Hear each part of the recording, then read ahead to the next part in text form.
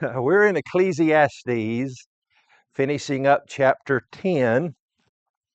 Um, and in my Bible, as I have my Bible open, I can see on the bottom right hand side the Song of Solomon. And so that's telling me that we're coming to an end of the book of Ecclesiastes, which means we need to come up with something else to study on Wednesday night. I don't know how long you've been doing it, but we were doing Old Testament Wednesday night, New Testament Sunday morning. Not that there has to be a rule to that, I don't guess. But so if you have any suggestions about that, maybe lean toward the Old Testament side. But again, I don't know that we have to.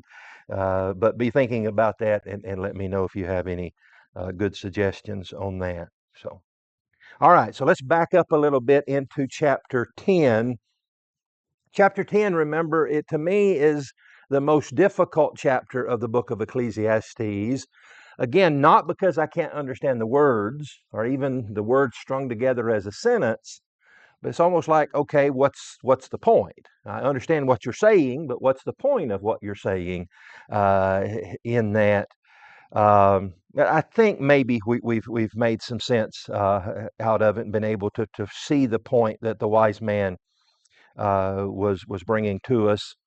And it seems to me maybe twofold, and that is that again, wisdom is to be desired above folly. Although wisdom doesn't have all the answers, certainly not human or earthly wisdom, but still wisdom is to be preferred over foolishness. And the other just seems to be, as we're going to carry into chapter 11, maybe this is the theme, that there's just so much of life that we can't control. Remember, he talks about that you break through a wall, you maybe getting bit by a snake, you dig a pit, and the person that dug the pit might fall into it. You're chopping wood, you may be cut by an axe. There's just those circumstances of life that are unavoidable. And so maybe the lesson of that is again, like much of the book of Ecclesiastes, is just accept it. Or if we said that in a harsher way, we'd say just get over it. That's just the way life is. Life isn't fair. It goes all the way back to chapter 3, wasn't it, where there's a time for this and a time for that. And again, remember the point that we made back there in that chapter, that that's not necessarily the way that it ought to be, and not that it's necessarily even good in that. It's just the way it is, that there's a time to live and a time to die, a time to rejoice and a time to weep. There may be some value in both sides of that, but it's almost like he's not really saying that there's value in the bad side. It's just that's the way it is. And so the better part of life is just accepting that, accepting the bad stuff of life and not dwelling on it. Let's back up. We got into this, but to kind of get our run and go to chapter 10, verse 16, when he says, "Woe to you, O land, when your king is a child." And I take that to mean not necessarily literally a child, although that we know in ancient times that was the case. Josiah is maybe the most famous of those, but that turned out pretty good. And so I don't think he's saying it's literally a child. It seems to be maybe the idea is he's immature. And I think the verses that follow kind of bring that out. And your princes feast in the morning. So there's the idea of the immaturity that they're starting to party first thing in the morning. Blessed are you, O land, when your king is the son of nobles. In other words, here's a person who is, as opposed to a child or a childish, immature person, the son of nobles is that he knows how the system works. He's been in nobility. He's been in that circle, that royalty circle for a while, and so he knows the way that the kingdom is to properly work. And your princes feast at the proper time. He knows you don't do that now. We wait till the proper time to do that. For strength and not for drunkenness. So they feast for at the proper time and for the proper reason. Now let's stop here and look just briefly at that word drunkenness. The word drunken or drunkenness can mean two things. The obvious one is the one we're familiar with, and probably the only way we use it is the idea of intoxicated. And that certainly may be the case. And that's the most often when that word, as far as I can remember, is used in Scripture, refers to that. But it can also just refer to the idea of being full. Drinking, think about drinking a non intoxicating beverage that when you're drunk, when you're just full. Uh, my dad, I've told you about my dad. My dad was a jokester, or at least he thought he was. Kind of like me. At least I think I'm funny, but I'm probably not. But Dad's favorite little gag at a potluck, especially, he had to have an audience. Is he'd have people sitting around and he'd have a drink, usually water, and he would drink water and then just let it fall out of his mouth. And somebody, and of course, he's doing this hoping somebody will ask. You need a straight man there, and somebody asks, David, what's wrong with you? And he goes, I don't know. I guess I'm full. And so, there's the idea of drunken or drunkenness can just sometimes just mean you've drunk. Again, think of a non-intoxicating beverage. You've drunk, and I just can't hold anymore. And so both fit in this context, doesn't it? They're drinking to get drunk, or they're just drinking just to fill their bellies rather than for strength. Yeah. Yeah. Yeah. So both apply the idea that you overdid it, either in the caloric sense or in the drunken sense. Max and then Adam.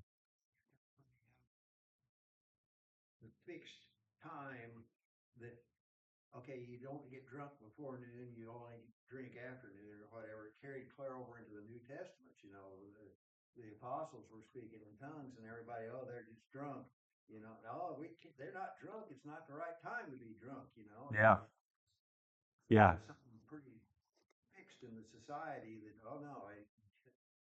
And even today, and even among teetotalers, we get that. We not that we accept the idea of somebody being drunk at night, but we're even he's drunk and it's just 10 o'clock in the morning. That just adds another layer to the foolishness, doesn't it? Yeah, yeah.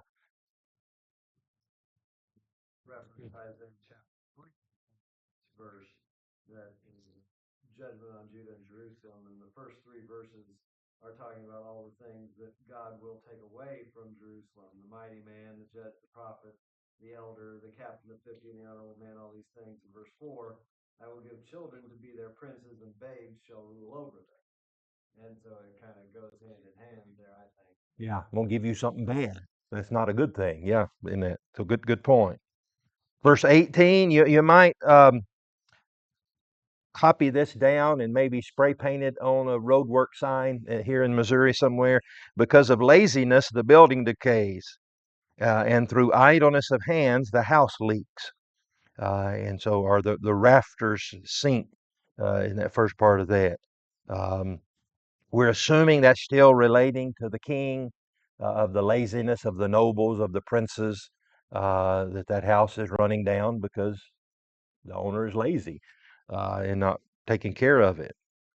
A feast is made for laughter, verse 19, and wine makes merry, but money answers everything.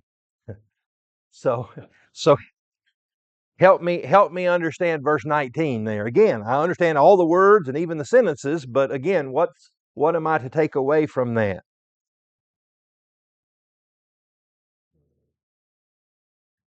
There's two ways, as far as I'm concerned, at looking at that. Number one is, and then here's where sometimes we have difficulty in slight difficulty in biblical interpretation, because the most ancient manuscripts that we have of these texts don't carry with them what we know as English, you know, um, grammar, punctuation marks, and those kind of things. And so, should this be in quotation marks? Is this the quote of those immature princes and the king that says, "A feast is made for laughter, a wine makes merry, but money answers everything"? I think it's pretty easy to see that that could be the case. That's there. They say that the lazy person whose house is falling down, the immature princes who feast in the morning, in the daytime. That's their motto. that a feast is made for laughter, wine makes merry, but money answers everything. That's interpretation number one. Interpretation number two is this is Solomon saying this and saying, take my advice. And so I would struggle with that one because I'm trying to figure out, okay, I guess there's some truth to that. Money, in some sense, does answer everything. For a while, I think I've broken her of it, but for a while, Deidre liked to watch these shows on TV of people that could remodel a house in 30 minutes and make it look great. And I sound like I'm an old grump anyway, but I was a broken record watching that. Well, yeah, if I had $200,000 to remodel this house, we can make it good because they just, we're going to do this. We're going to rip out the whole kitchen and, put the bedroom there and put the kitchen where the bedroom is and reroute all the plumbing. It's just going to cost you $350,000. Yeah, yeah, and 12 people to come in. And so money does answer everything. If you got enough money, you can remodel your house and make it look like those on the TV show. And so there is some truth to every statement that's been made, but it seems to me maybe best to interpret this as being in quotation marks. Nick and then Mac. Maybe look at it, bread is for laughter. Mine says bread is for laughter, wine for landing life. Money can get you both of those. Yeah. I always kind of think of, holidays come up, people get you a gift card to a certain store. Well, it's only good at that store, but cash is king everywhere. Yeah. So money can fix all of these things. Yeah. It can buy the feast and the wine. Yeah. Yeah. Whatever you need. Yeah. True. Max? Can't attribute this to Solomon, his wisdom, because he's already proved that money's not the answer to everything. He spent 10 chapters with him saying, that I've had it all, I've done it all, and I'm still frustrated. Yeah.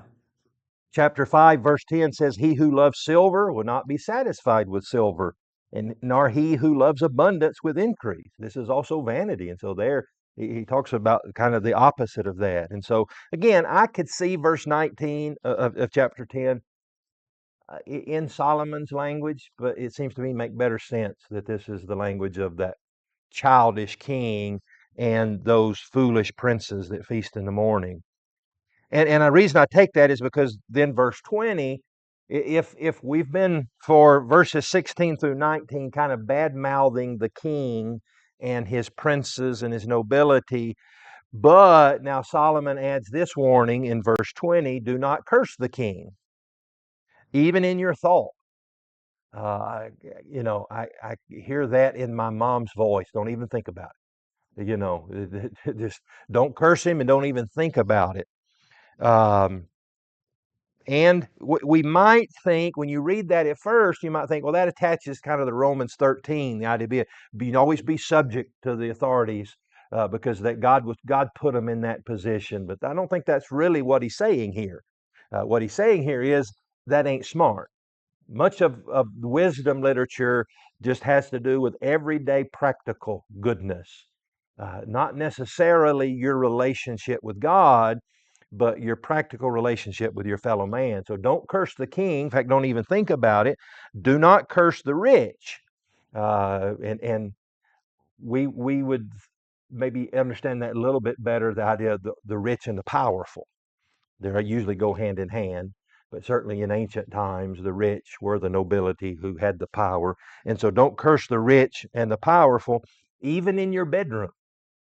And that idea is that even you're closed up in your bedroom and you think nobody else can hear you.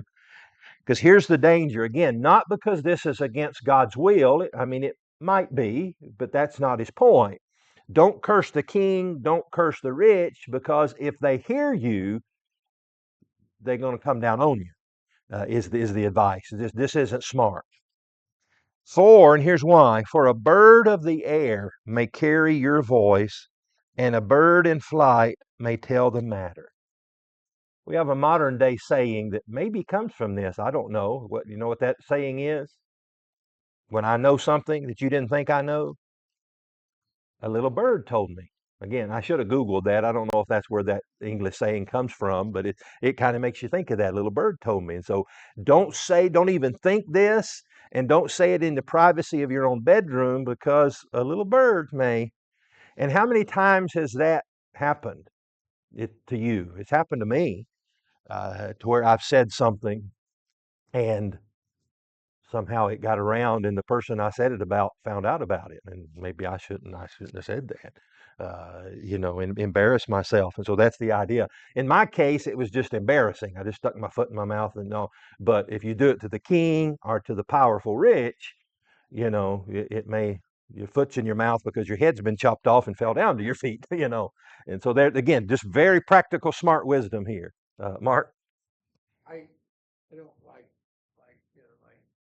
off the voices of people, and then I've done that, but of course, being myself, I just go say, I tell him, man, I'm sorry, I just said something. I did that to a guy the other day. I said, man, I was talking to somebody, and they said something about him, and I said, he's kind of chubby, and he called him Pillsbury Doughboy, and I got to thinking, man, that was dumb. So I went and told him. Yeah. Yeah. You need to quit talking about me, Mark. So that's the right approach, though. That's the right approach. Just go and say, "Hey, I'm sorry. I shouldn't have said that." Yeah. What was I thinking? What was I thinking? All right. Now, chapter 11 seems to be a little bit of change in theme, but maybe only slightly. He says, and again, I need help here. There's two. One commentary I was reading said there's 7 different interpretations of this section, but he went on to say that only 2 of them are worthy of our consideration. So and I think those are the 2 we'll deal with here. Chapter 11, verse 1, cast your bread upon the waters. Now, let's pause, and we're assuming that whatever this means, it doesn't mean it literally. Casting your bread, again, when I think of my mind always goes somewhere. I'm thinking about when we used to go to Sportsman Lake Park at home and feed the fish. So that's what we would do. We just take loaf bread and pinch it off and throw it, and the big old carp would come up there and eat that. So that's casting your bread upon the waters. Metaphorical expression taken from the grain trade at a seaport town. Yeah. And so many scholars think it was the idea of rather than bread, it's the grain that makes the bread. Yeah. And so you're casting that upon the waters. You're putting that on a ship. Again, think about going out to the ocean and just throwing bread in the water, but it's putting bread or wheat, grain on a ship. So cast your bread upon the waters, for you will find it after many days. So here's the 2 interpretations, 2 basic ones, that what's being talked about here. Again, we assume it's not literal throwing bread on the water.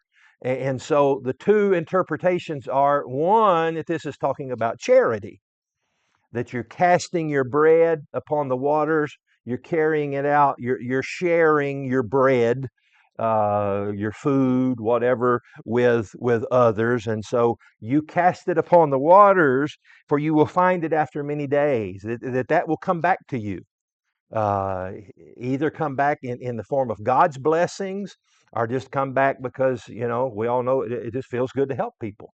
And so there's interpretation number 1, that this is talking about charity, casting your bread, spreading your wealth, your resources to others. The other interpretation, that this is talking about industry, that he's saying, you've got this grain, if that's what he's talking about, or bread, to put it on that ship and send it out, and it will come back to you in the sense that that ship's going to take that grain somewhere, sell that grain, and when that ship comes back, you'll get paid for that grain. Yeah, bold. Take it. So I tend to think. Go ahead, Nick. Whoever is generous to the poor lends to the Lord, and he will repay him for his deed. Yeah, yeah. And so if that's the charity, then you're going to get that back tenfold. We would say. Now I lean toward this as talking about industry rather than charity. Now, and there's a couple reasons in the verses that follow. Verse 2 says, "Give a serving to 7." and also to 8. Now, again, if this is charity, he's saying be generous. Don't just help one person, help 7 or 8 people with this. That's casting this wide net in your charity. If this is talking about industry, it's the idea of, in fact, does anybody have the New American Standard? What does it say?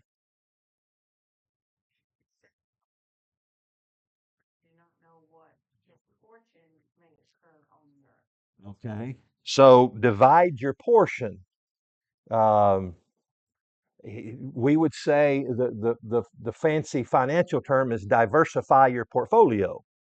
The redneck way of saying that, don't put all your eggs in the same basket, is the idea. So if it's industry, if it's charity, be very generous, help 7, even 8 people. If it's industry, it would be saying, spread it out. Don't just sell your bread to one guy, to one country. Diversify. Have more than one thing that you can do. For, and as Laura read the last part of that, for you do not know what evil will be on the earth. Again, if that's charity, you help everybody because you don't know what's going to happen, and these people may need it. If it's industry, again, you diversify because, in other words, let's take it maybe more literal in this ancient time. You take that grain, and maybe in ancient times it wasn't smart to put all of your grain on one ship to send to a foreign country because you don't know what evil is going to happen. And so put that on 7 ships or 8 ships. And so you lose 2 of them, you still got 5, 5/7 or 5/8 of your income's going to come back. And so again, 2 ways of interpreting. I lean again toward the industry part of it. And mainly because, again, what's going to follow in verses 3 and following. So again, could be either commerce or philanthropy. Now, verse 3, though, makes me think that we're talking about industry or farming at least, because he says, if the clouds are full of rain, they empty themselves upon the earth. If a tree falls to the south or to the north, in the place where the tree falls, there it shall lie. Now, there's 2 very obvious statements, aren't it? Clouds full of water, it's going to rain. A tree falls, it's going to land where it falls. He who observes, but here's the point, verse 4, he who observes the wind will not sow, and he who regards the clouds will not reap. So what do we think he's saying there? There's a time to do it. Yeah, do it anyway. That you can, and again, he's using the industry of farming here, the bread or the grain, and now the sowing and the reaping. That we can picture this, and y'all may know somebody like this of the farmer who is watching the weather too much, and he's waiting, and he's still now in November waiting for the weather to be right to plant, because oh no, it might rain. And it might in the spring, it may not be through. There may not be the last frost. And so I better wait. Now, we'd all know that there's some wisdom in watching the weather charts and the farmer's almanac. But the point here is the idea of a guy who's just so scared that he doesn't do anything. I have in my margin written, fear should not lead to inactivity. That here's that farmer who's just like, oh, there's a cloud. We can't plant today. And oh, we can't harvest today because of the wind or whatever. And just like, no, look, bad stuff happens. And so just get in the field and plant. And worry about that rain later. The idea of this fear of what might happen leading us to inactivity. And we can make applications in our everyday life. And I tell you, I'm the world's worst at this of holding on to something and thinking, no, now's not the right time. You know, I told you about my notebooks, didn't I? I've got these notebooks that they're on my shelf, and I've had them for 5 years because I haven't had anything. These are special notebooks, and I haven't had anything good enough to write in them yet. Uh, and so this idea of just waiting, being frozen because of what might happen. So again, that leads me to think that all of this has been talking about industry rather than charity. Mark, did I see your hand? can't sit around and wait for it to rain, you know. Get up there and get to work. Yeah. If it starts raining, take care. You can't just sit there and wait for the rain. Yeah. Because you're going to get Once you broke. get a paycheck, Yeah. Yeah. Exactly. If this is about industry, it's all about you're not going to make any money if you're just afraid of the clouds and the wind. Verse 5, as you do not know what is the way of the wind. Now, let's pause here and understand that this needs to be viewed through the ancient lens of, they wouldn't have had an app on their phone to say, and so he's not saying there's not some wisdom. If it's pouring down rain, maybe that's not the time to go roof the house if it's already pouring down rain, or go into the field. But here's the idea of not knowing, literally not knowing, what's over there in Nevada or Iowa, and maybe coming our way, and so just be frozen by that fear. So you don't know what is the way of the wind, or how the bones grow in the womb of her who is a child. And so just this idea of that there's a whole lot you just don't know. Um, so you don't know how the bones grow in the womb of her who's without a child. And so what do? Do you not have children since you don't know how that works? No, you just do it. And you don't know how the weather works. Well, you're just going to live your life. So as you do not know those two things, the way of the wind and how bones grow, so you do not know the works of God who makes all things. And so the mysterious ways of God, including nature, you don't know how they work, and so why be frozen by your ignorance of that? Nick? I just wish there were so many younger people that could read this or listen to this, because there's so many that say, oh, I'm not going to bring any children in the world. Climate change is going to destroy the planet within the next 10 years or whatever, or all the whatever's so terrible and this is so terrible. We have no idea what's going to happen in 10 years, and whatever does happen, the Lord will be in control anyway. Yeah.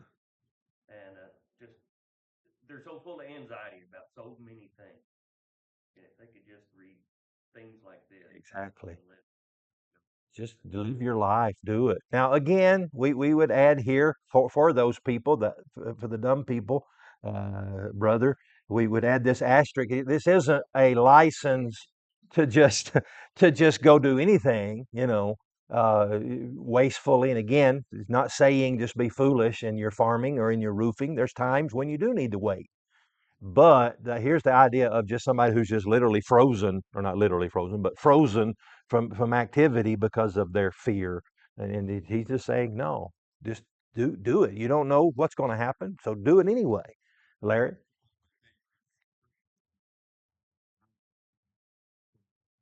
Thinking about it too much. Prior job, even the years long worth of meetings talking about doing something, never actually do it. At some point, you just got to do it. Yeah.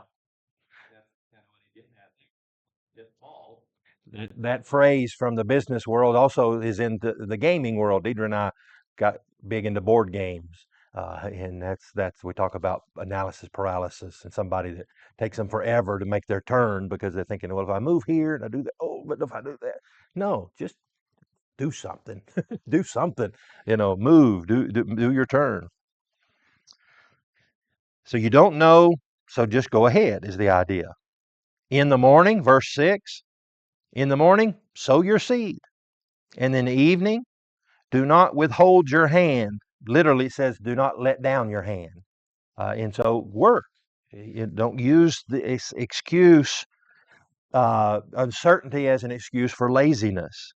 For you do not know which will prosper, either this or that, or whether both alike will be good.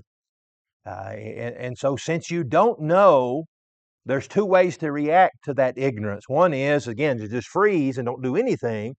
And the other, he's saying the better one is, since you don't know, just do it anyway.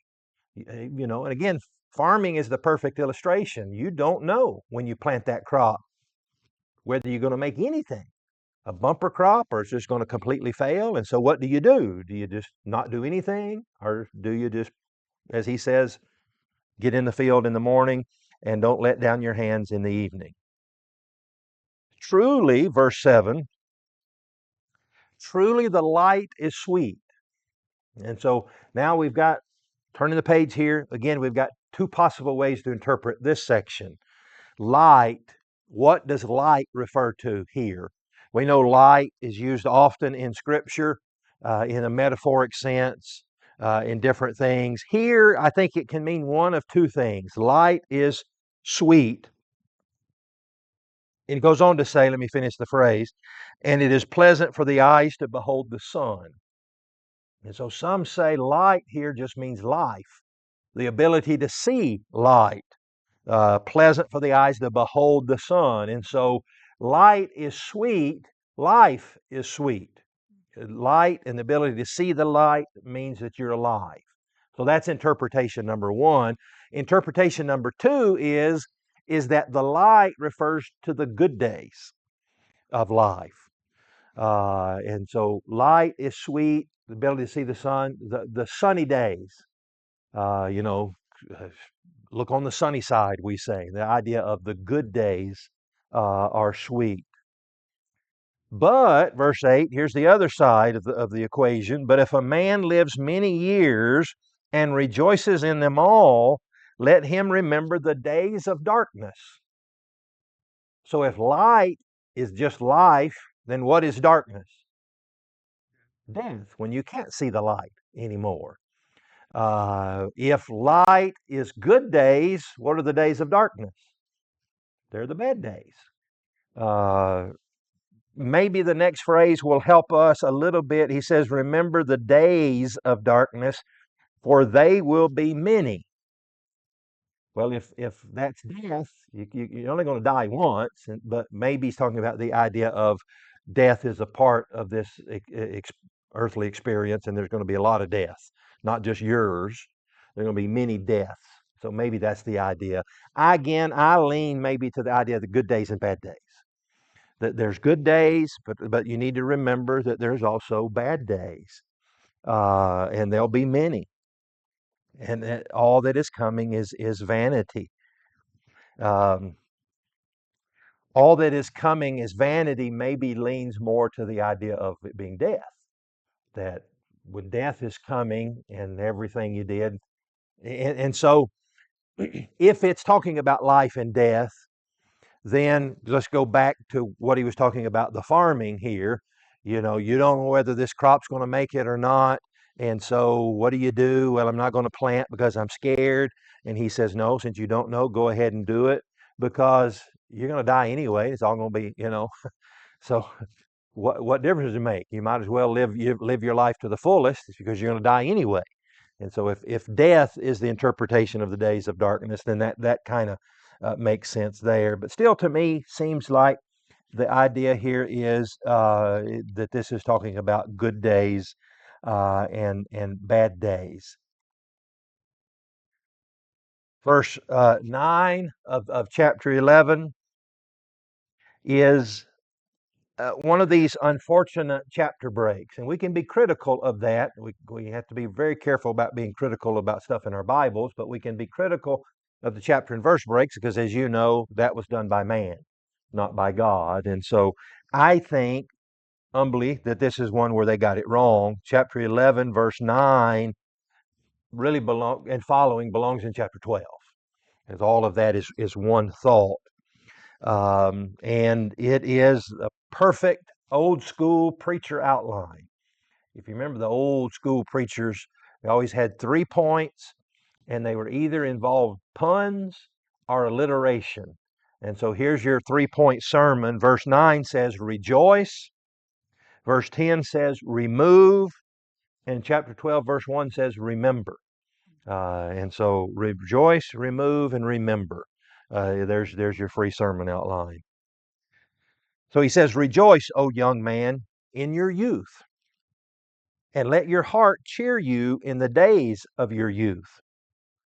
Walk in the ways of your heart and in the sight of your eyes.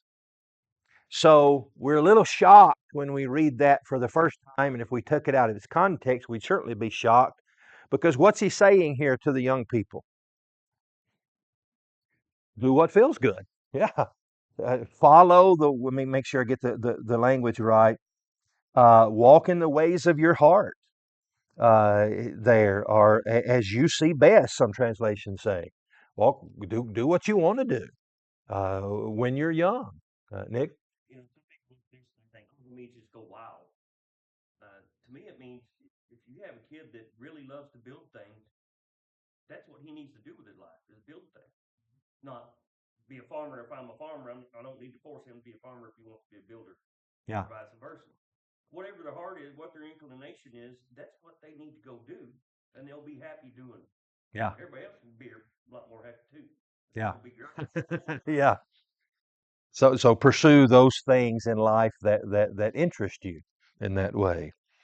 So it says what it sounds like it says. Young people, enjoy it, live it up.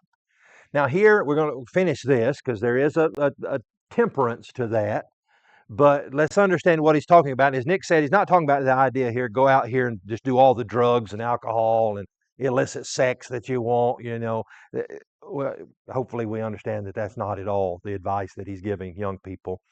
Here's Nick talked about the application of maybe in your profession, do those things that something that interests you. But I take it almost to the recreational world, and I'm not giving any kind of personal advice to young people, but here's the way that I look at it. It's the idea of, you know, if you want to strap on a parachute and jump out of a plane, do that when you're young. Because as he's going to go on to say, there's going to come a time when you're not going to be able to do that anymore, or where it's not smart to do that. If you want to go mountain climbing, young people, do that. You know, if you want to, you know, get a motorcycle and go dirt bike riding, okay, that's for young people.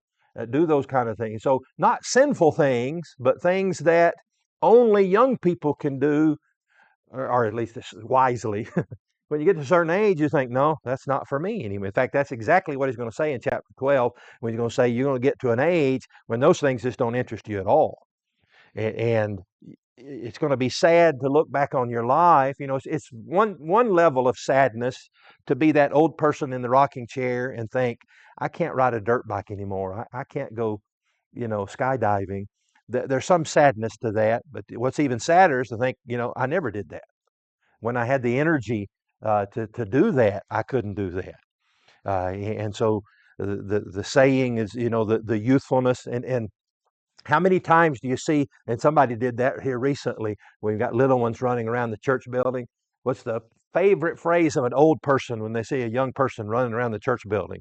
I wish I had that kind of energy. And I've started saying to that old person, you would just hurt yourself. It's a good thing you don't have that kind of energy. God knew what he was doing by slowing you down, because if you had that kind of energy with your brittle bones, you'd be in the hospital tomorrow. You know, that kid can run around and bounce off the walls and get right back up and go. You bounce off the walls, and again, we're going to be visiting you in the rehab center. And so, yeah. And so that's kind of the idea of there are certain things, not sinful, not illicit, but there are certain things that you can do when you're young. Do them. Don't wait. Enjoy life. And again, remember, that's maybe to some the surprising adage of the book of Ecclesiastes. It's God means for you to enjoy life, and you can go do those things when you're young. And so rejoice in your youth. Let your heart cheer you. Walk in the ways of your heart, in the sight of your eyes. If you want to do it, do it. But now here's the caveat to that. But know that for all these, God will bring you into judgment. And so there changes that. If anybody was running off with what he said there, oh, I can just do what I want to. No, God's still going to bring you into judgment. And so do whatever you want to do, but remember God's watching and he's going to judge you. And so motorbike riding, skydiving, those kind of things, you know, those are fine. The other things that we talked about, no, he's not talking about that. Therefore, remove sorrow from your heart. One translation says anxiety, another one says vexation. Again, he's talking to the young people here. Not that this advice might not apply to older people, but remember, he's talking to the young people. Remove sorrow, anxiety, or vexation from your heart. Uh, again, we talked about the activities of the young that aren't the activities of the old. Riding a dirt bike, jumping out of an airplane. Do those while you're young, because when you're going to get old, you can't do that. Now he kind of reverses it. The anxiety, vexation, and sorrow, that's for old people. And so you'll have plenty of time for those things. That's not for young people. And just like jumping out of an airplane, not for old people, worrying and vexation and anxiety, that's not for young people. That's for old people. Bill. Yeah, exactly. Yeah. And sometimes, and to that, sometimes we as parents make the mistake, and we say to our kids, oh, you wait till you get all. That's not their problem. Their problem now is just to have fun, go eat mud pies and play in the creek and do that kind of thing. They shouldn't be worrying about that. Sometimes we badmouth, well, you don't have to do the bills. Well, no, but they're not supposed to. That's for older people in that. So. All right, we're going to have to pick up there and move into chapter 12 next time.